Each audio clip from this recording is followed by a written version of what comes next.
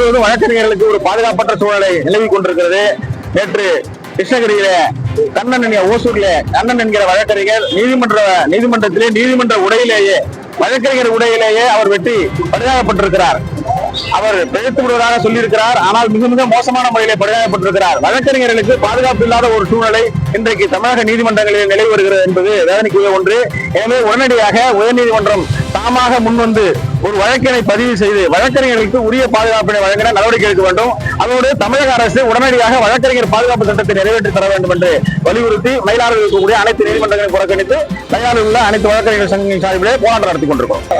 ஓசூரில் வழக்கறிஞர் கண்ணன் அவர்கள் சமூக விரோதியால் கடுமையாக தாக்கப்பட்டதை கண்டித்தும் வழக்கறிஞர் தொடர்ச்சியாக தமிழகத்தில் தாக்கப்படுவதை தடுத்திடவும் தமிழக அரசு உடனடியாக வழக்கறிஞர் பாதுகாப்பு சட்டத்தை உடனே நிறைவேற்றுமாறு மாநிலம் வழக்கறிஞர் சங்கம் சார்பாக அறிவுறுத்தப்படுகிறது.